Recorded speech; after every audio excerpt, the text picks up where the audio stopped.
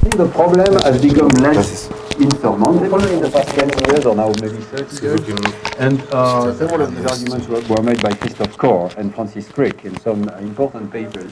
First of all, we have started to identify objective signatures of subjective processes, what we call signatures of conscious processing. And I think there is no contradiction whatsoever here. We can study the brain objectively, but we can still ask the person to report on subjective states. And this is what I will do in this conference.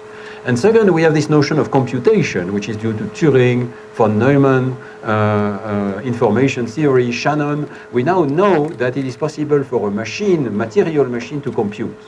And that information processing can occur in a machine in such a way that, in fact, unconscious processing is routinely performed now by computers. And we have to understand that consciousness is an additional computational property associated with a certain level of information processing. So I will propose that there is a level 0 of unconscious algorithm, and I will talk primarily about this first level of notion of consciousness, which is conscious access. When a piece of information is amplified, becomes the focus of additional processing in the machine. There is a level 2, which I will not speak about, which is self-representation. This is another meaning of the term consciousness. And we have to distinguish, I think, these two terms. First of all, perceiving consciously, and then self-representing, which is a level which is being studied. I'll speak a little bit at the end, but not the main focus of the talk. Knowing that you know, knowing that you've made an error. So, how can we make progress in consciousness? Well, part of the realization for me was the realization that we have many tools that manipulate consciousness. This is one. This is a picture that manipulates your consciousness. Why? It looks like a perfectly normal picture with a checkerboard and, you know, there's this funny object on it. What's special? Well, look at this. So I narrow it down with covers, and now you can see, I hope, that these are exactly identical. Exactly the same grain level. But if I go back, one is black and the other is white, right? They are completely different cells of the checker. So there is a visual illusion here, but you're not even aware that there is a visual illusion. You're aware of the final result. You're aware of seeing a bright night and a white night. What's happening here? Well, what's happening, has been studied by Ted Adelson at MIT, is that there is in fact a sort of a shadow. It's not a shadow, it's just a patch on the image, on the retina, right? But it can be interpreted by the brain as a shadow coming from this object, because light seems to be coming from there. And what the brain does is it's letting you see the objects as they should be if there was not a shadow. So it's subtracting the shadow and makes this object lighter and this object darker, even though in fact they're objectively identical. So here is a case where there is objective identity, subjective difference, right? We can study where in the brain the objective information is and where in the brain the subjective information starts to be. Okay. And notice, by the way, that although it is subjective, every one of us in this room are subjected to the same subjectivity. Okay. So subjectivity is not something crazy or variable that everybody can do as, you know, at his own will. We all have the same subjectivity. So this is a way that we can build the science. There are many cases where we can rely on subjectivity as a correct, valid report of what the person has actually computed. So it's essentially a good illustration for what I will speak about in my talk. First of all, that a good machine may have subjectivity. A machine that would do vision would have to have this illusion. It would have to remove the shadow. Okay? So a machine will have subjectivity. That's what our brain does.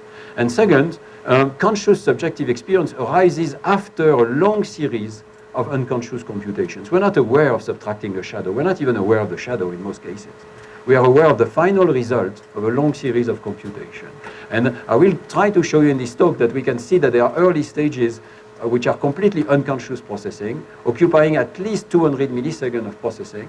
And then conscious perception relates to a late wave of long-lasting neuronal activity that integrates the incoming signals into a more global interpretation, a more global network.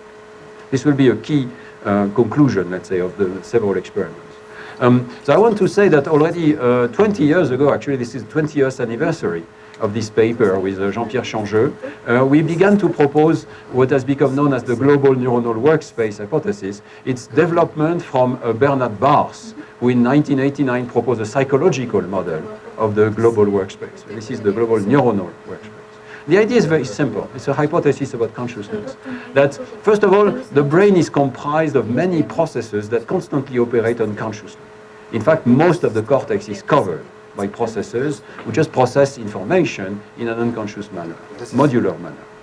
The idea is that subjective experience of consciousness arises from some information becoming globally available. It's no longer modular, fixed inside the modules, it becomes broadcasted. And in particular can be reported. We can have verbal reports because the information is available for report. But we can also act on the information, for instance, pointing to specific places and so on. So the idea is that there is this global workspace system, a distributed set of neurons with long-distance connections that can take a piece of information, amplify it, and then broadcast it to any of the unconscious processes. And the broadcasting is what we experience as being conscious of information. So it's an evolved system that evolved to solve this problem of modularity. If there was only modularity, information would be stuck in specific, pipelines of processing. But because we have this global workspace, we can take some information and broadcast it and use it in a very flexible manner. For flexibility is a key property of consciousness. And I would like to argue that conscious access, when we become consciously aware of a piece of information, corresponds to the ignition of these workspace neurons that are in this distributed system here, but in particular prefrontal cortex, that code for a specific information content. So conscious information is one that has made it into this global workspace. That's the theory, and I will try to illustrate with several experiments. The first thing I want to say is that there is this idea of unconscious modular processors. We've had lots of experiments on unconscious processing confirming this idea, that there can be very high-level unconscious processing. I just wanted to show one experiment because it's one I was alluded in yesterday's talk. It's about reading. We can flash a word like the word radio here for 29 milliseconds. If it's preceded and followed by masks, you don't see it. So this is subliminal masking. And we can still see if it primes a second word. So if you see now for half a second consciously this word radio, do you get an effect of having been primed by the prior presentation of the same word? It can be the same exact word, or it can be the same word in a different case, or a different word. And what we found was that the subliminal priming, even though you're not aware of any difference, all of these trials look the same because you're not aware of this word here. We get subliminal priming at the level of this visual word form area that I was talking about yesterday, this specialized region for reading. You get a reduction in activation when the system is coding for only one word, as opposed to when it is coding for two words, two different words, like fruit followed by radio. So subliminal priming is one way to show the extent of subliminal processing. What is striking here is it can be even different case. So this area is solving the problem of invariance between uppercase and lowercase words. It does so unconsciously. But now we can use the same exact experiment to ask what makes a difference between a visible word and an invisible word. So we've done these experiments where you unmask the word, and this is fMRI, and you can see that the invisible word remains confined to a very particular circuit for identifying the word and maybe some premotor activity here, but the amplification of activity is enormous in the case of the visible word and contacts a large number of distributed areas that ignite and sustain the activity for a longer duration. So you see this amplification here. And this has been found, in fact, in many fMRI experiments, for instance, for sound here in this other word. So amplification and access to prefrontal and parietal cortices for the same duration of the stimulus. Characteristic is that consciousness allows you to go beyond the duration of the stimulus, amplify it, keep it online. So I'm going to show you experiments that rely on this method of masking, where we flash something and then we mask it such that you don't see it. And this is one of the simplest experiments we've done. You fixate on the dot here, a digit appears for just one frame of the refresh of the screen, 17 milliseconds. There is a delay of variable duration, and then we mask the stimulus. And what we see is that subjective reports of seeing follow this curve. Below something like 50 milliseconds, you don't see the stimulus most of the time. There is a threshold, and the threshold of consciousness is a key property, I think. And then you report seeing the digit, being able to see it. So we use this property to ask which areas have this sort of pattern. This is already an old experiment, but I always like to show it. It's a very simple experiment. You record, in this case from EEG, now we record from MEG, from a lot of electrodes on the surface of the head. You record successive stages of processing, which are reflected by this P1, P1A, P1B, N1, N2, P3. And for each of these stages, you ask, what is the amplitude of the activation? Does it follow the stimulus, which is always, constant, 17 milliseconds, or does it follow the subjective perception? And what you find is that the initial waves follow the stimulus primarily. So you see there's a lot of activation, can be some modulation by masking, but by and large, like almost constant activation as a function of the delay here, not at all the subjective curve. And you have to wait for 200 or even more 300 milliseconds, like the P3, the P3B here, to find a profile that matches the subjective reports of the subject. At this level, this sort of activation closely tracks what the subject is perceiving. We can do source analysis. This is always an exercise in approximation. It's not as good as recording precisely as you do here in this lab from electrodes inside the brain, but this is what we can do in humans. Source reconstruction gives us this idea that there is an initial linear phase where activation increases linearly with the amount of delay present here. So there is a buildup of activity. And then there is a second phase where we see this distributed pattern of activation. We've called it nonlinear ignition because now the information accesses prefrontal cortex. And at the same time, we see a return to the early visual activity. So a sort of reverberation to at least some of the ventral visual areas at the same time as activation of inferior prefrontal cortex. And this really follows this sort of nonlinear threshold-like profile. I can show you a movie from another very similar experiment where again we had invisible word and visible word, and the difference is at the bottom here. And in this case, we managed to have the same exact stimulus, but sometimes it was perceived, sometimes it was not perceived. So this is sort of ideal experiment here where subjective perception varies, but the objective stimulus is the same. So this is before the stimulus. Stimulus appears now, and you will see that initially it's exactly the same sort of activation, occipitotemporal activation, progressing ventrally like this, the same. Okay. Then we reach 200 milliseconds, and you see the divergence. There's much more amplification for the visible case. The activation continues here, we'll see in a second, but now it's amplified strongly in the prefrontal cortex here. Here it remains confined to the temporal lobe, it's invisible. Here it's visible, it stays for a much longer duration in the prefrontal cortex, can continue to ignite even 500, 600 milliseconds after the stem cells. So this is still a coarse picture. The localization, take it with a grain of salt because it's reconstructed from EEG, but the movie shows you this idea. Initial 200 milliseconds are essentially the objective stimulus constructing invariant recognition, and then there is this nonlinear divergence that we see with much stronger activation distributed prefrontal cortex in particular in the visible trials. There's another thing we can do with such data. We can use decoding these days. I think it's a very interesting technique. So we can not only look at the actual sensor data, but we can train what, for instance, a support vector machine or any other multivariate decoding technique to decode one aspect of the stimulus. For instance, is it on top or is it on the bottom of the screen? Is it seen or is it unseen by the subject, and so on. And we do that on slices of time. So we take a slice of time, we have all of our detectors, electrodes or MEG sensors, and we train the decoder on just those data. So in the end, we have a curve as a function of time for decoding. Before the stimulus, we cannot decode, of course. After the stimulus, we can tell exactly what is the dynamics of decoding of a particular feature of the stimulus. And we like this technique because there is another aspect. You can train at a given time, and you can test at another time. So you end up with a matrix where you have testing time, training time. Okay. So this is interesting because it tells you an aspect of the duration of the processing. This will become clear, I think, when I illustrate here. So we apply this technique of decoding to the data I just showed you, where we vary the delay of masking, and these trials are essentially invisible, and becoming here, it begins to be visible trial, where the subject is being reported.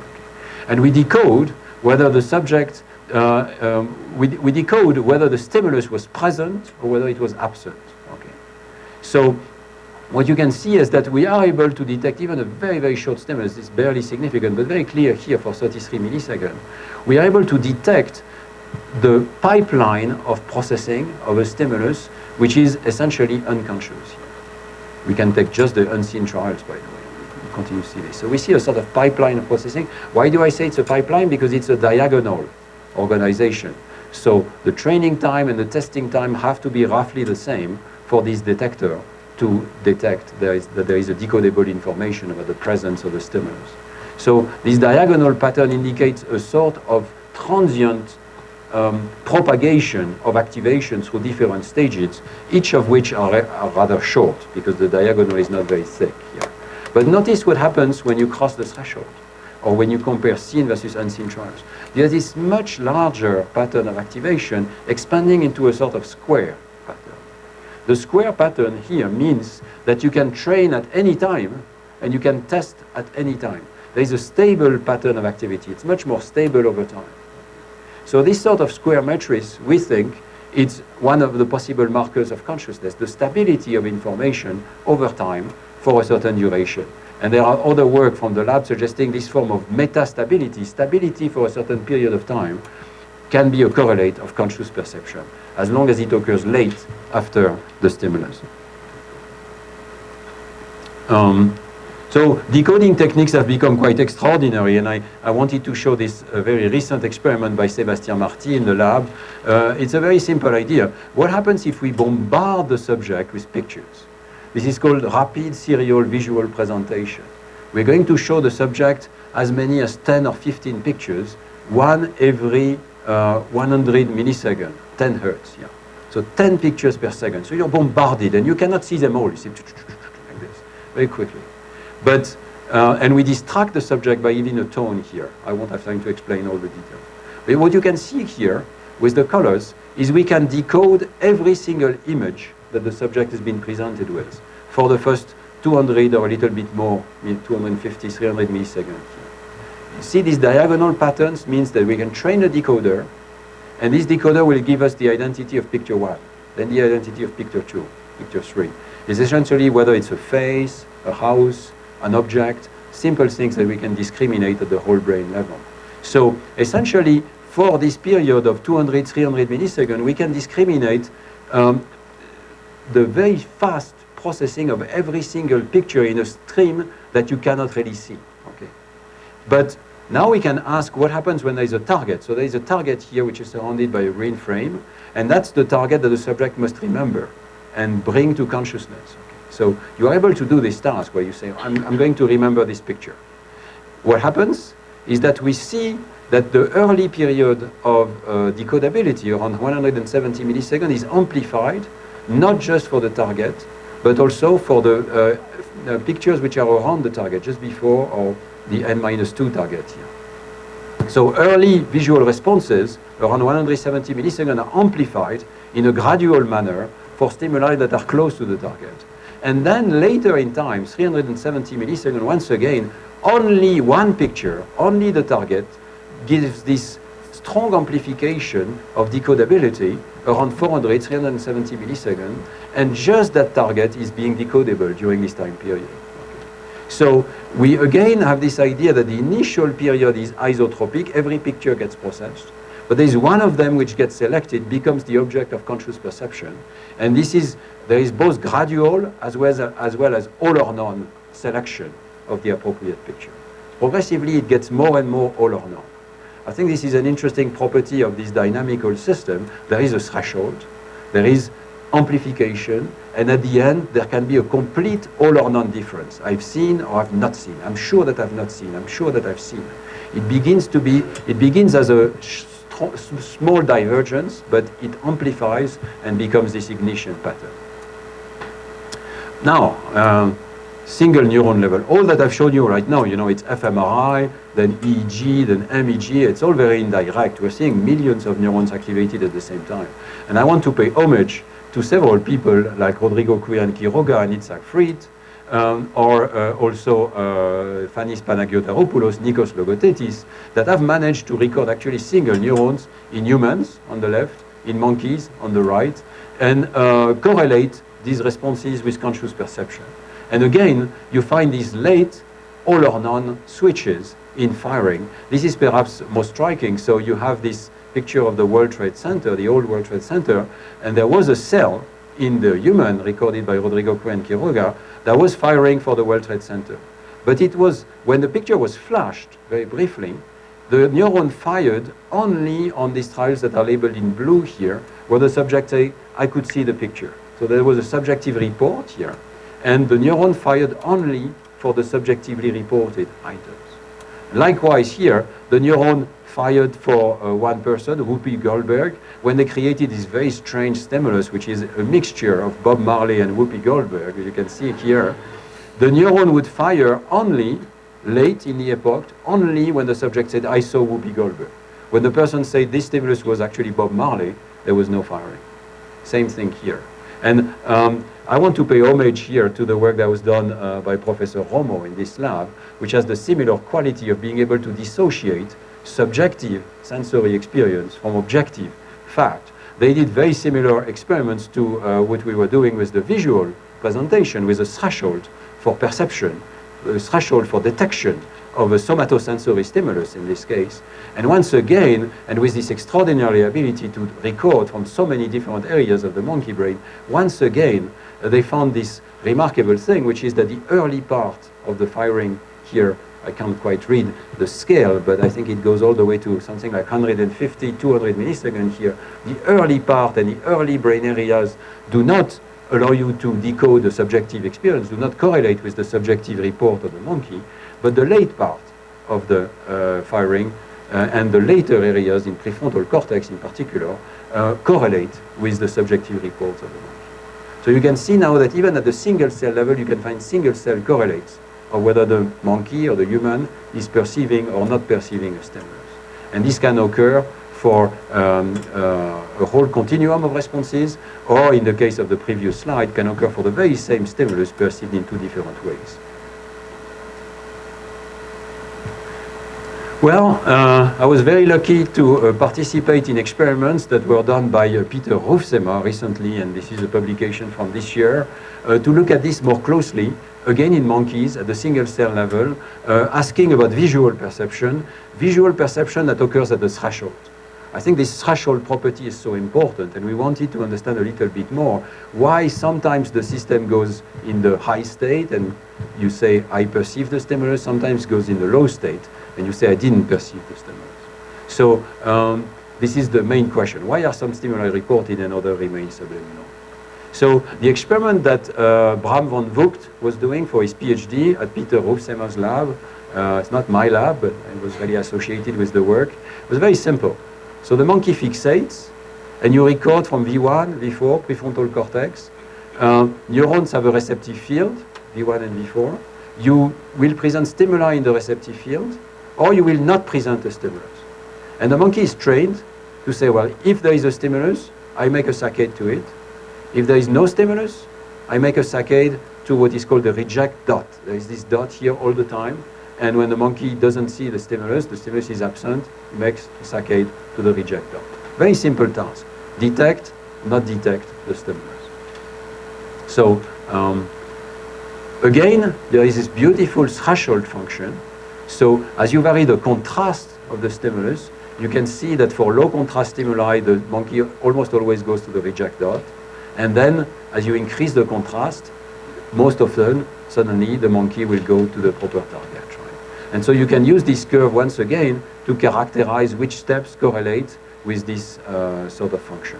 So there are the difficult stimuli, the intermediate stimuli, or the easy stimuli here. But most important is the monkey still makes errors, so he misses some of the stimuli, so you can study what happens on the missed trials and on correctly detected trials. The classical model to explain this is known for many, many years now in psychophysics, is the signal detection model. And I think all we do is still one version, sort of dynamical systems version of the signal detection theory. So the idea is that there is a variation inside the brain in the strength of representation, and the absent stimuli tend to have low strength, the present stimuli tend to have high strength, but there is variability. And so what happens is that the system sets a threshold to say yes or to say no. And if stimuli are present and above the threshold, this will be a hit. You detect the stimulus. But because of this distribution, it can also be present and yet you miss it. It's below threshold. And conversely, the stimulus can be absent and below the threshold you say no, but it can also be absent and by fluctuations above the threshold and you say yes. This is the classical signal detection theory. The question for us is where in the visual hierarchy does this happen? Where do subliminal signals get lost? Which neuronal mechanisms underlie this threshold, which has been postulated in the theory? The theory includes this highly nonlinear threshold event, and we want to understand how a dynamical system of neurons does that. And finally, what are the sources of fluctuations, these distributions here? The stimulus itself is constant, but inside the brain, the postulate of signal detection theory is there is noise. Where does this noise come from that allows the fixed stimulus to either cross or fail to cross the threshold? These were the questions. These are the results, firing rates for neurons in V1. This is population activity in V1, V4, dorsolateral prefrontal cortex, as a function of the different stimuli. So low contrast, medium contrast, or high contrast stimulus. And I will guide you through this complex figure now. You can see that the different curves correspond to sin, mistrial, correct rejection, the stimulus was absent and you say, I didn't see it, or false alarm. The stimulus was absent, but the monkey actually thought that there was something on the screen. And now let's look at this data. So the first thing is what happens at the low contrast. You see that at the low contrast there is still activity in V1, but if you look at the mistrials, which is the red curve here, there is lower activity in V1, and it barely is transmitted to V4 and not at all to dorsolateral prefrontal cortex here. So there seems to be a lack of transmission, propagation of activation from V1 to V4. But let's look at what happens at the medium or higher contrast here. So now you see much stronger activation reflecting the stimulus in V1. Still, there is a difference between sin and mistrials here, so there are fluctuations at this level too, but the activation can be very strong and with little difference here. And now it gets propagated to V4. You see this very strong activation in red to a stimulus that's going to be missed by the animal. And it's really at the level of the prefrontal cortex that you see the difference between responding or not responding to the stimulus. So, because there can be the same level of activation in V4 to a seen or to a missed trial, we conclude that V1 or V4 cannot be the basis for conscious reportability. This is not sufficiently correlated with what the animal will report at the end of the trial. The better correlation is down here. Ignition of prefrontal cortex whenever the monkey reports perceiving a stimulus. This is really the mechanism of the threshold for conscious report. And you can see how sharp this transition is for the green versus the red curve, so detected versus missed. Hits, misses. Okay. Hits, misses. It's not, by the way, that prefrontal cortex can never be activated by a missed stimulus. You can get some activation, it can be strong, but it decays. It does not cross the threshold. And we really have to think of this as a dynamical system that can go in two states, the high state or the low state. You can go close to the transition, but still not make it, and then the system relaxes to the low state. This is how the system takes this decision. There are two attractors, high or low, and there is a transition period during which you try, but you don't make it, or you make it to this high state. This seems to be the mechanism of the threshold, attractor network. By the way, the team by Bram van Boek and Peter Hoeftema, they actually were able to show that there is a causal role of V1 to V4 propagation by using microstimulation. So that a monkey doesn't have any stimulus on the screen, but there's a little bit of stimulation in V1 and a recording in V4 to see what happens there. And we can show that really as a function of the strength of the microstimulation, the monkey will have exactly the same behavior as if there was a physical stimulus, and the same sort of propagation or failure of propagation will occur from V1 to V4. And again, it can be the case in the red curve that the stimulus reaches a very strong activation in V4, but still will not be reported by the animal. So it's very clear that the results are due in part to the difficulty of propagating from V1 to V4, and then on some trials from V4 to prefrontal cortex. Well, what happens there? I think we get a number of answers, and they look very similar to what we were predicting from the global workspace hypothesis. I was very excited about this result. So remember, the idea is that subliminal processing, you go along specialized processors but the activation decays progressively. It cannot be sustained. There is no reverberation involved, or only for a very short period. Whereas conscious processing, you make it into this global workspace, information becomes self-sustained, reverberating, goes back to some of the original sites where it started from. The whole thing can be sustained for a long duration. So we get some answers to the question we were asking in this original experiment. First of all, where in the visual hierarchy do subliminal stimuli get lost? They can be lost, in fact, anywhere in between V1 and prefrontal cortex. They can be lost from V1 to V4. They can be lost from V4 to PFC. It's not sufficient to have activation in either of these sites, and depending on the strength of the stimulus, you'll have more or less propagation along these routes. Weak stimuli fail to be transmitted from V1 to V4. Stronger stimuli activate V4, but may still fail to be transmitted to PFC. So it's really the last stage, this sudden amplification that counts. Which neuronal mechanisms underlie the threshold for reporting of a stimulus? It corresponds to the nonlinear ignition and sustained firing of this prefrontal cortex neuron. Does not exclude, by the way, and the model would predict that there should also be similar profiles in parietal cortex or midline prefrontal cortex. But it's a collective event, we think. Now, due to the stochasticity in neural activity, the ignition threshold is occasionally reached on stimulus-absent trials so that a false alarm occurs. This is I will come back to that actually in a second. We thought of this as actually a very simple dynamical system, and in the past I didn't tell you about this. I did some simulations of this workspace system, and we actually simulated what should be happening in this particular experiment. So the stimulus enters a chain of processing with some top-down activation and reverberating activation at all of these stages, but with more and more strength, and therefore an ability to hold the information for longer and longer duration. And so we think this is what's happening, that there can be propagation and ignition and holding of the information backwards in time. So even if you remove the stimulus, you may lose the early part, but you will still keep the main assembly. And so that would create the difference between the not seen and the seen stimulus. And we're actually simulating this. So what you see now are traces that are not real recordings, but they are actually simulations from this extremely simple dynamical system. It's almost a caricature of what must be occurring in the brain, but it's already sufficient to generate curves that are almost exactly identical to the recordings that we have. So you can see, for instance, the misses trial. They start in V1. They can be very strong, actually, in V1 and still in V4, but fail to trigger more than a small transient activation in the prefrontal cortex in this dynamical system. So this can occur due to fluctuations in noise in the input level, or at any of these stages, actually. So we get perception curves, and for any good model, we can get some predictions. Here is one interesting prediction that you might have missed in the initial curves. If you look carefully at this late part, there is this top-down reverberation. So if we look at the perceived in red and blue versus the unperceived stimulus in the bottom here, you see that we predict there should be some difference, although very small, in V1 and in V4. And if we go back to the actual data, this is from area V4, but also the case also in V1, there is this very small but significant difference in the late part of the epoch.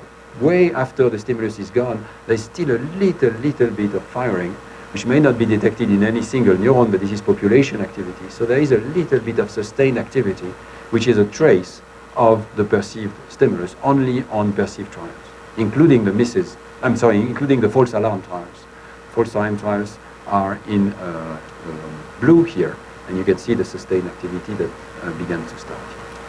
There is another thing that we can explain with the model is this sort of ramping here. You might have thought this is a little bit mysterious. And this is also the case in the actual data. Maybe I'll go back to the actual data to show you. If it's not too slow. Yeah. So this is the actual data. So you might have noticed that there is a very clear ignition for the seen trials. There is much slower ramping for the false alarm trials here. So what is going on? Well, we think what's going on from the model is this is an artifact of averaging.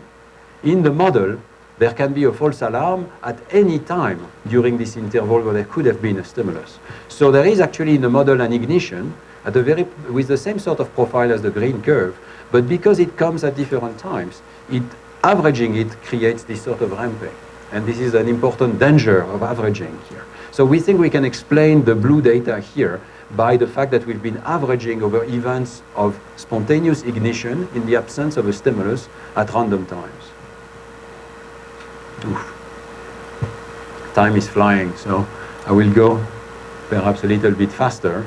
But I think you see that this experiment really helps us to understand in dynamical systems terms why the system may fall into the perceived or non-perceived state, and why this is occurring in a high-level area like prefrontal cortex much more than in early visual areas.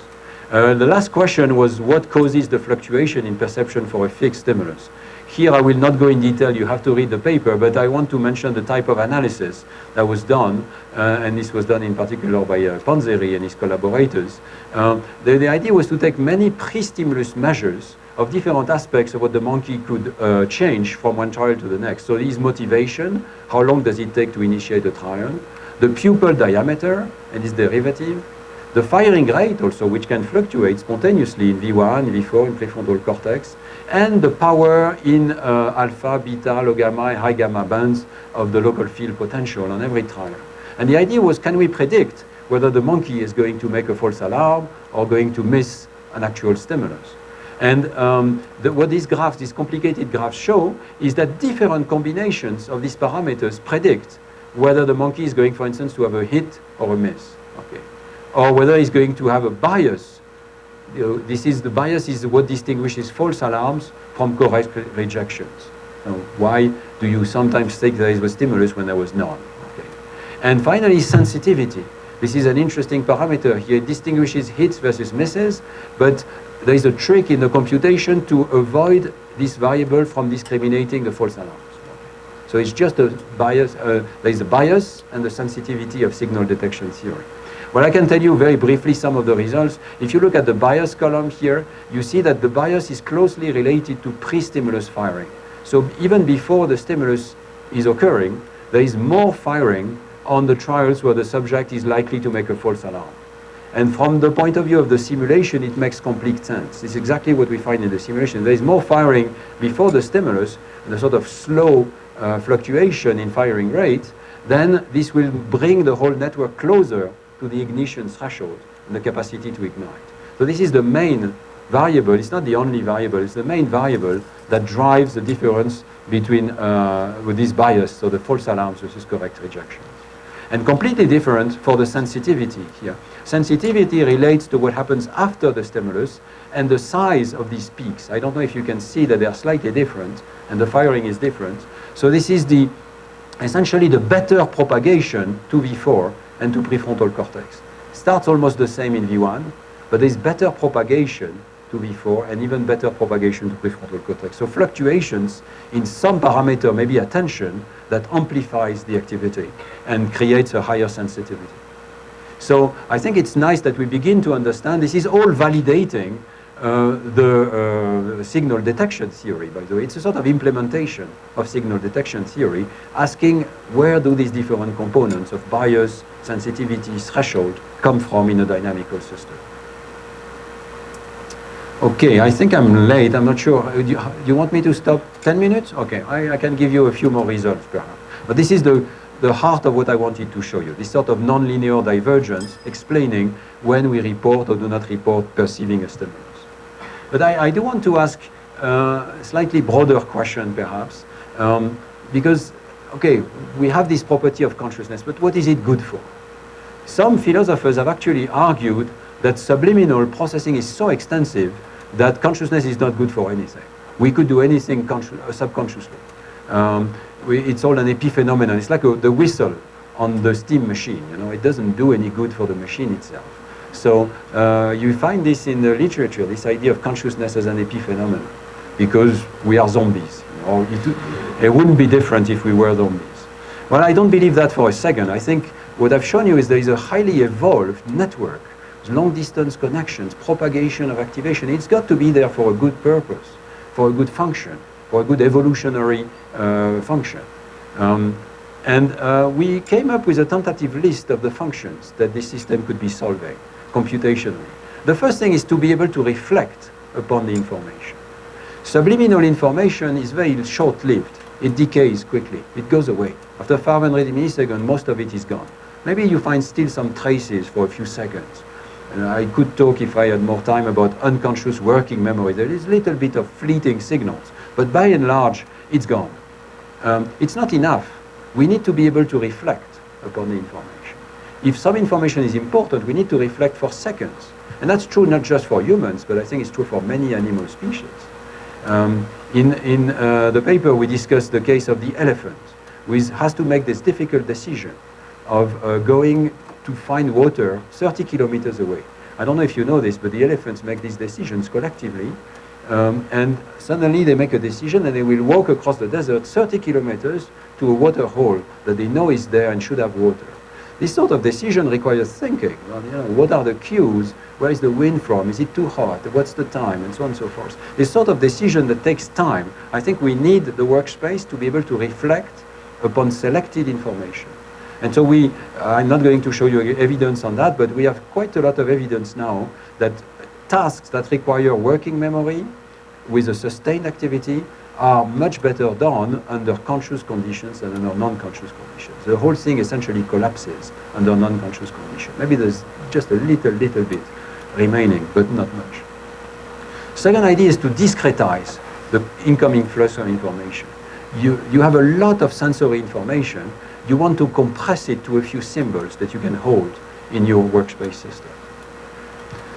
Third property that I would propose is the ability to route the information to other processes. This is the broadcasting ability. We want flexibility in being able to take any information and dispatch it to any of the other brain systems.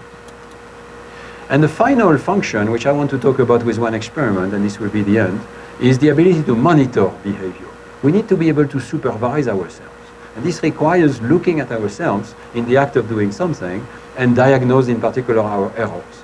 And so we did some experiments with Lucy Charles in the lab on this particular system, which I find very interesting, which is in the anterior cingulate and posterior cingulate, and detects whether you're making an error. I don't know if you know this remarkable system. This is so-called error negativity. You can see this very sharp negativity on the front of the scalp here. And you see what happens here. This is the response of a subject. And this is the correct trials. This is the error trials. When a subject makes an error, you have this super sharp. It's really like this. It's been called the oh shit effect, actually. Because you have something in your brain that even before you make the error, sharply triggers, and in fact perhaps tries to catch the error before it is occurring, but detects that you are making an error. This is a very interesting system, because after all it's the same brain which is making the error and which is trying to detect the error. So how does it do that? You know, it's very mysterious. And what is the relation to consciousness? Well, according to this idea, maybe this system only triggers when you are conscious of what you should be able to do. And so that's what we decided to look for. We went back to our task of flashing a digit, having a delay of variable duration, and then the mask. But now we ask subjects to do a task of deciding whether the digit is larger or smaller than 5, with a speedy judgment or self-paced judgment, does not matter. And then decided whether you've seen or not seen the stimulus, and you realize that when it's close to threshold there can be half and half. And then subjective error detection, whether you think you're correct or whether you think you made an error. And we found this beautiful thing, which is that this error negativity, you can see it here on the front of the scalp here, and also with MEG signals, is only present on trials where the subject reports seeing the stimulus.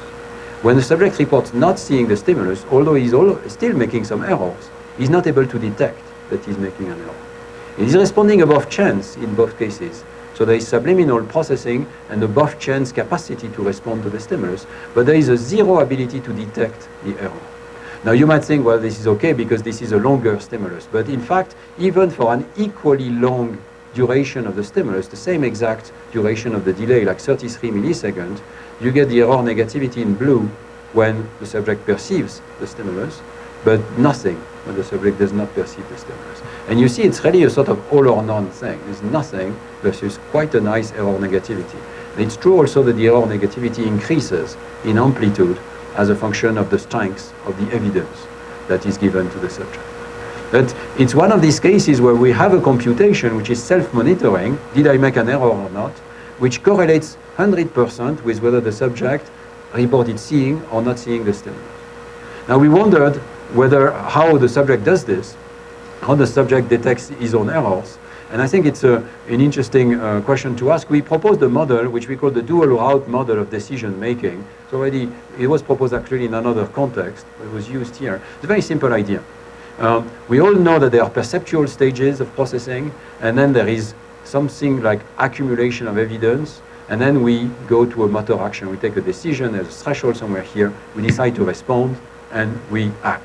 It's a model that has been well publicized by Max Shadlin, for instance, but in fact much older in psychology, the idea of accumulation of evidence. And we have quite a bit of evidence that this is occurring non-consciously. Even on unconscious trials, the subject makes a response, it's above chance, is due to the accumulation of some evidence about the stimulus. But this is not the only thing which is occurring. This could all be unconscious. We all make actions in an unconscious manner. For instance, I'm adjusting my posture now in an unconscious manner without noticing and so on. But it's not sufficient.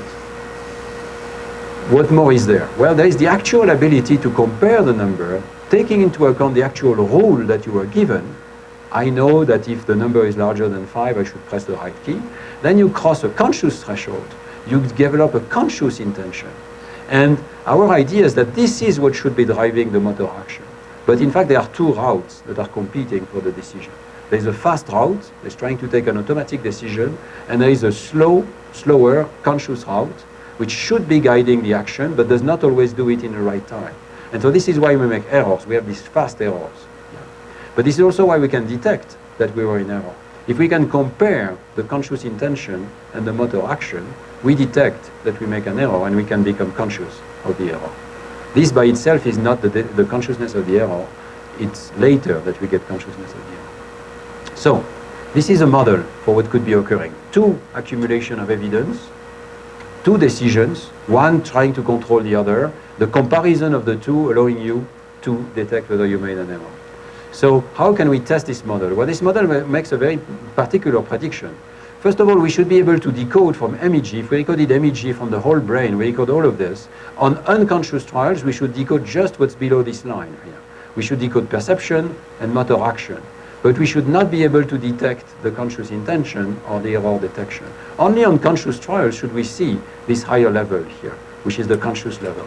And this makes a very peculiar prediction here. We should be able to decode the conscious intention independently of the motor action of the subject. This should be two different things. So we took our classical decoding tool. What you see now is as a function of time, for the seen trials and for the unseen trials, what can we decode? So before the stimulus, we cannot decode anything. Here we decode the stimulus position, one aspect of the perception of the stimulus. Is it on top or on bottom of the screen? And you can see that we can decode it on the seen trials and then it goes away. We can also decode it on the unseen trials. There is unconscious processing here. What about the actual response? We can also decode it. This is just which key the subject is clicking. It's very easy actually to decode from the motor cortex. A bit more delayed, as you can see. There's propagation of activation. But now we can decode left versus right key presses. Very easy from MEG. And also on unseen trials. But what happens now to this? This is the intended response. How does this work? Well, remember there are many errors in this task. So we can make a 2x2 matrix. What the subject did, actually, left or right, this is the actual response, but dissociated from what the subject should have been doing, the intended response. And there are enough errors that the two can be completely decoupled and orthogonal to each other. And now you can see that we can actually decode the intended response, but only on the seen trials, not on the unseen trials. On the unseen trials, completely gone. And so this is rather non-trivial. I like to emphasize it. At the very same time that the subject is making an error, we can decode what he should have been doing. But it's from a different place in the brain, presumably, according to this model, should be in prefrontal cortex. Decoding does not tell us where it's coming from. But we predict that there should be a prefrontal cortex signal that tells the subject what he should be doing, but only on conscious trials. And it's not there on unconscious trials. And finally, of course, we decode whether the subject is making an error or whether it's correct. This is the subject's own brain realizing that he's making an error, but there is no such thing on unseen trials, exactly as before. So this whole level here of a conscious processing, self-monitoring is missing when you are on the unseen trials. So I hope this sort of convinces you, together with the previous experiment, that there are events in the brain that of course, it's a dynamical system, but it eventually ends up in a sort of all or none manner, up or down, two states, two attractor states. It's a dynamical system, so there will be these intermediates where you get close to the threshold, but then you lose it or you gain it. And this is the correlate that we see of conscious perception. I think I need to stop now, so I will not tell you about the last part of the talk, but I think that's quite fine. But I just want to hint about it with this slide by saying that now that we begin to have signatures of consciousness, there comes a very interesting job of asking whether some organisms who cannot report, they don't have subjective report, are conscious or are not conscious. So are infants conscious? Are patients who can no longer move conscious or not? These are very important questions, including in the clinic. And we have begun to do experiments. So all that I told you today is true of infants, at least at the age of about 5 months of age, where we can test them. This is very nice work that was done by Sid Quider and by Ghislaine in infants. So there are signatures of consciousness in infants. There is this non-linear divergence in infants, just like in adults, except it's much slower, 3 times slower. So the dynamics of the system is slower, but it eventually comes to the same conclusion, up or down state. And we can use this knowledge in non-communicating patients. I will not show you the evidence, but just look at the last issue of Brain. We are actually proposing with our colleagues from the hospital some very effective signatures that can be derived from these electrodes and that help tell whether a patient who is vegetative may still be conscious or is no longer conscious. And this allows the monitoring of the progress of the patient to predict in part whether he will recover or not. So it's becoming, I think, a very important application of the science of consciousness. It also shows that there are many ways to address consciousness, from sleep, anesthesia, coma research, and all of this data is coming together in a beautiful way, and that's what I put together in this book called Consciousness and the Brain that I was showing at the beginning. So in the interest of time, I think I should stop here, and thank you very much for your attention.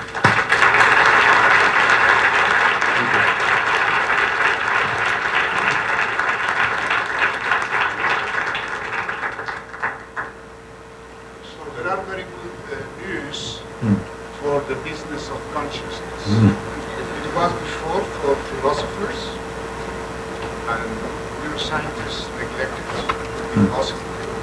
Now, neuroscientists know that it can dig into the mechanism, and now philosophers can start think what neuroscience tell them about consciousness. And that's a very good news on this, and is a beautiful work and is open for discussion. Ricardo first, then Alejandro. And then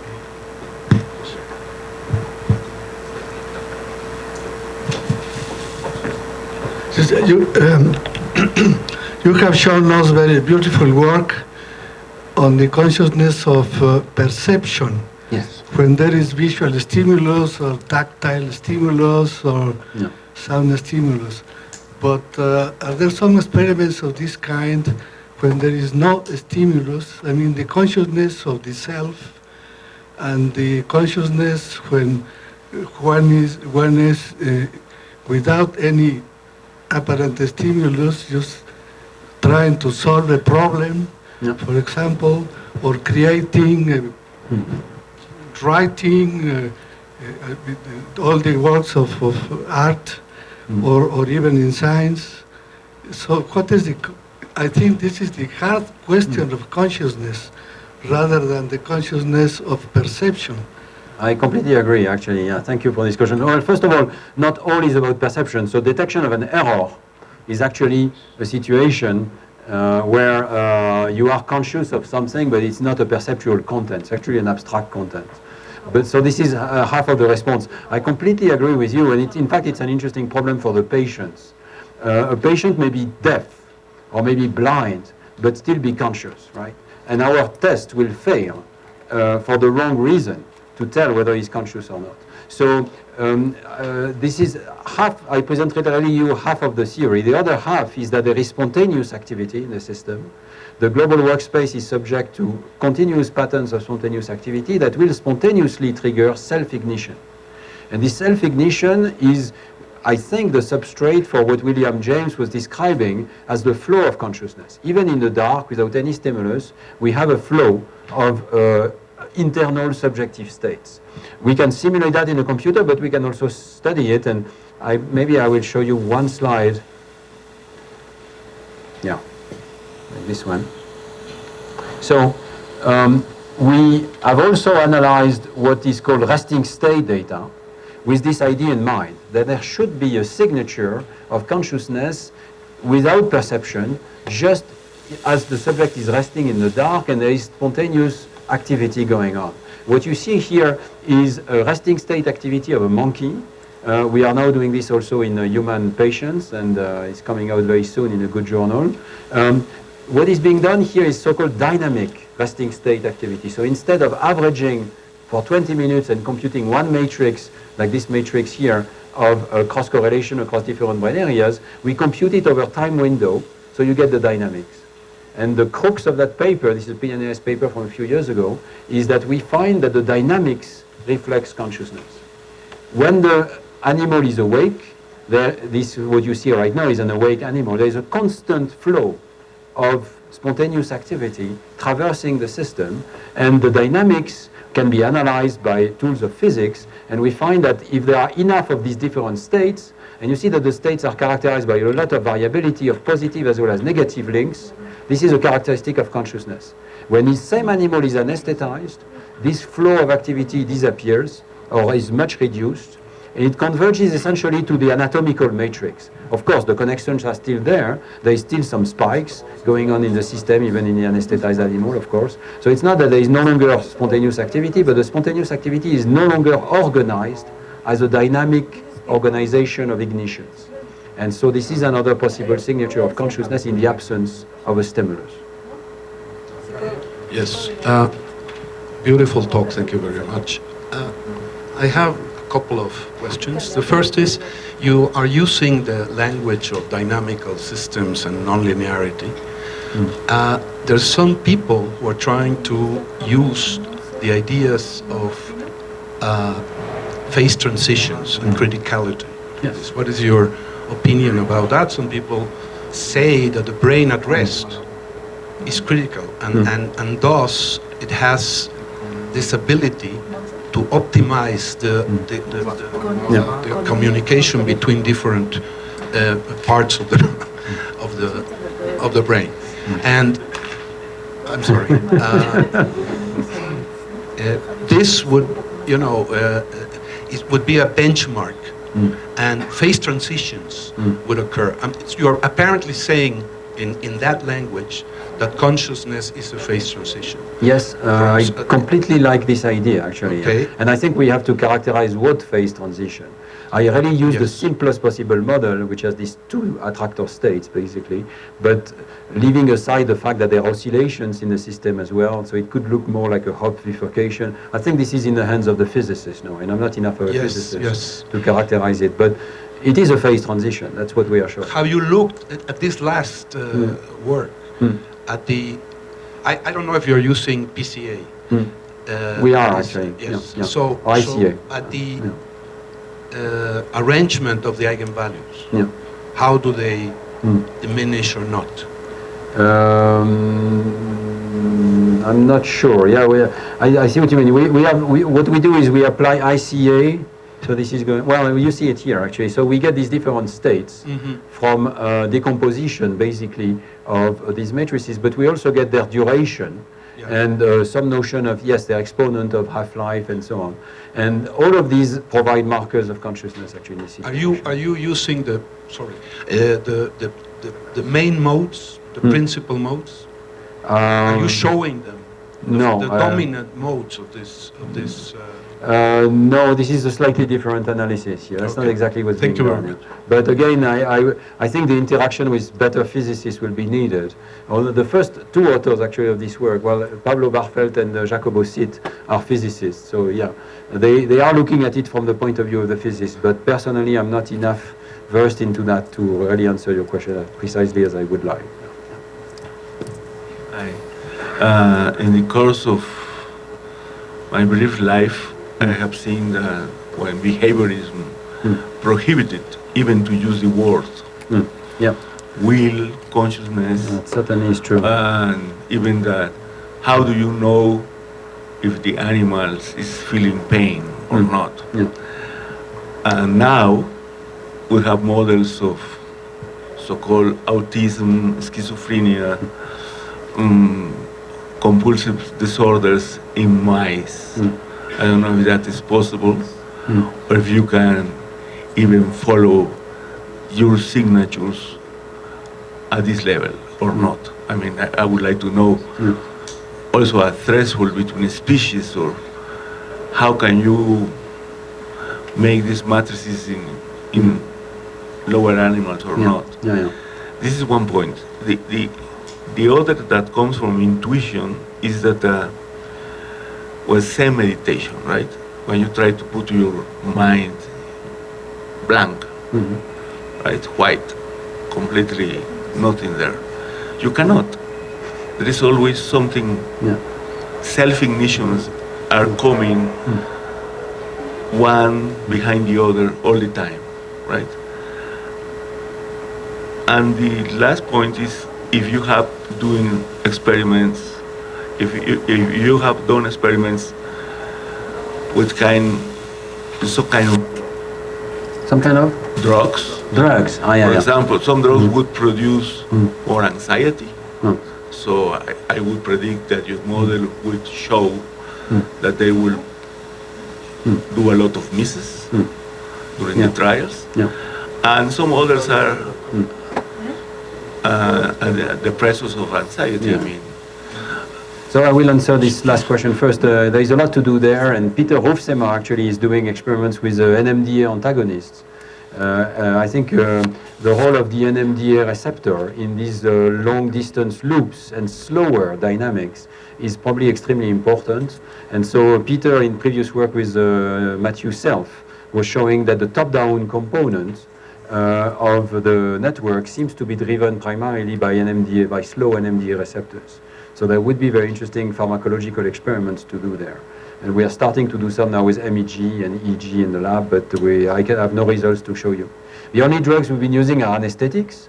And so this work was done with anesthesia, actually, with propofol, and now has been generalized with ketamine and with a third anesthetic, gas anesthetic. What's remarkable also is there is convergence of the same signatures of consciousness, regardless of the type of anesthetic.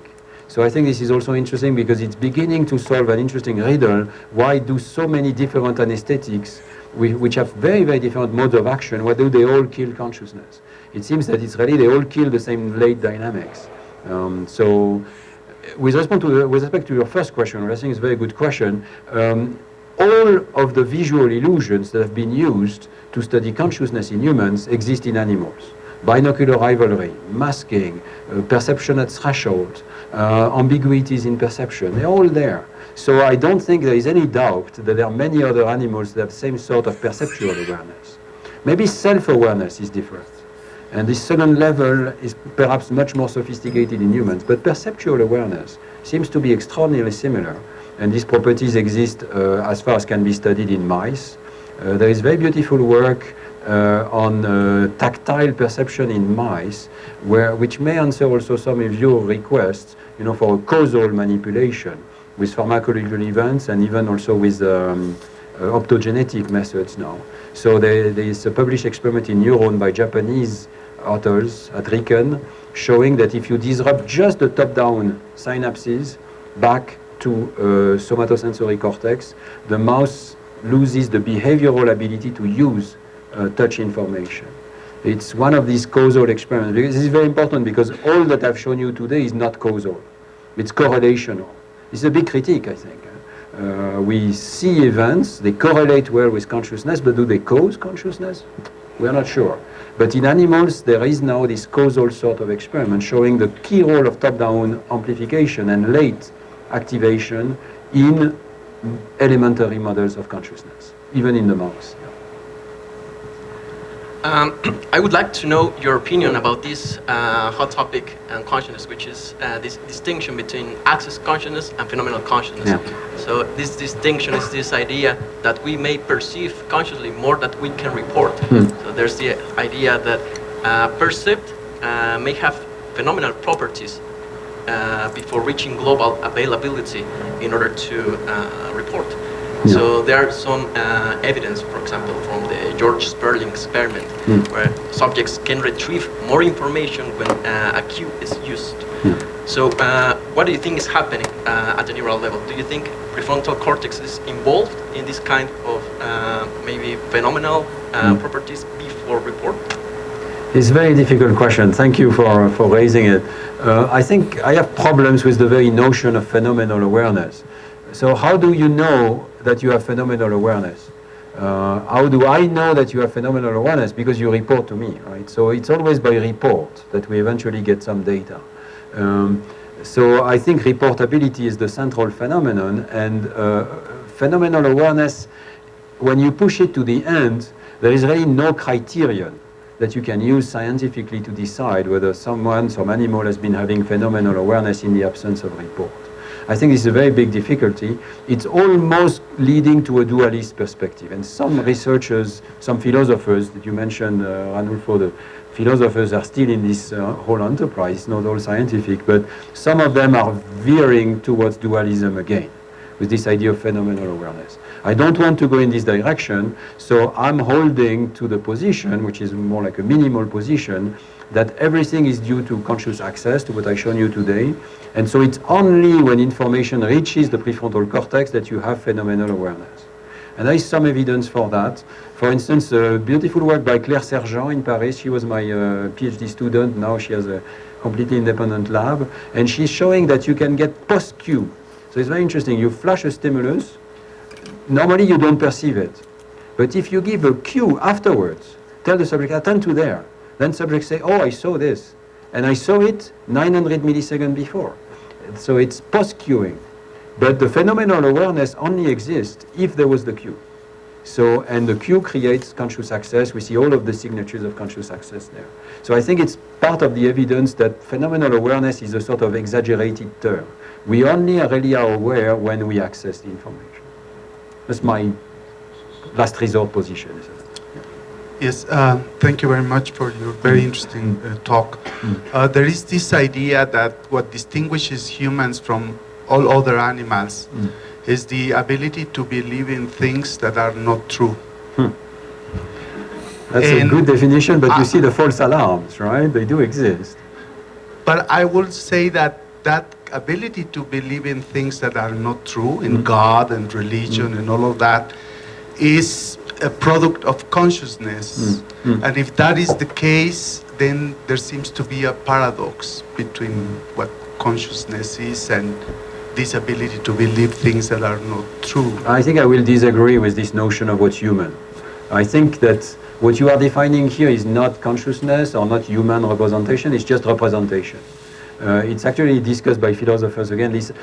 How do you define that there is a representation in the brain? For instance, do you say that you look at the thermometer, okay? The height of the mercury changes with warmth, with the degree of temperature. Is that a representation? No, because it cannot be false. It's just a physical property. When there is higher temperature, the mercury dilates and it goes higher. Okay. So it's not a representation. A representation exists when there's a possibility that it is false. Okay? So in this sense, what I showed you today is a nice representation, because indeed you can be in a high state when there was no stimulus, a false alarm, or you can be in the low state when there was a stimulus, it's a myth. So there is a decoupling between the representation and reality. But this occurs in animals all the time. If you look at the grid cells and the place cells, the animal can believe he is in place A or is in place B, and you actually decode what he believes from these neurons. It's not a property of the human brain. I think it's just a property of representation in a neural system. There are many different attractor states, and you can be in the wrong attractor. That's enough to explain, I think, the wrong belief. It's not really human. Hi. Do you think that all your investigation has something to do, in particular, the self-ignition and the phase transitions in resting states? Do you think it has to do something with the Diosy-Penrose? With what? Sorry? Diosy-Penrose auto-collapse threshold? like in the work or our theory? Ah, I see. So you are referring to quantum theories of consciousness. No, I don't think so. I think the early stages, which are unconscious, and the late stages, which are conscious, make use of exactly the same neurons or same types of neurons with, you know, the same biophysical properties, the same internal microtubules and so on. I think the Penrose theory has never explained why there are microtubules all over the place, and only all the signatures that we see are only particular to a particular network. Right? I think there are many objections against the quantum idea. One of them being that the brain is very hot. It's really the wrong place to have quantum effects because the decoherence would be extremely quick. So the whole quantum idea seems to be misguided. It's not accounting for any of these phenomena, basically. And it's just a theory. I would like to stop here. I know that there are many questions in your heads, but over the last 2 days, Stanislas Dehaene and his wife, Giselle, have been working very hard here in Mexico under demands, here and there. So I just to close this session just by saying that every model we use for understanding something of the brain feels a little bit threatened by some new techniques, new models. And I think that neuroscience is in a very good health right now in such a way that there are hard questions, like the ones you presented today, that can even be posed to small circuits like small brain like mice and rats, cats, dogs, monkeys.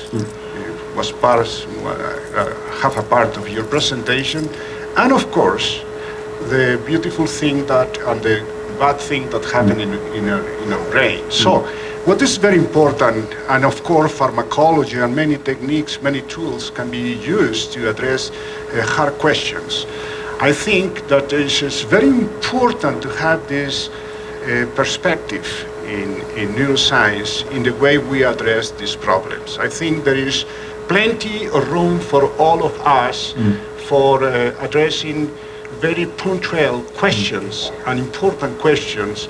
And at the end, we need to have good minds like yours in order to integrate and to pull new emergent information from this information. So I'm really very happy with your presence and Giselle present too here in Mexico, and certainly this will not be the last one. I hope not. We hope to have you here more often, and of course the neuroscience and the philosophical communities certainly will be very attracted by your presence here. So thank you very much. Thank you.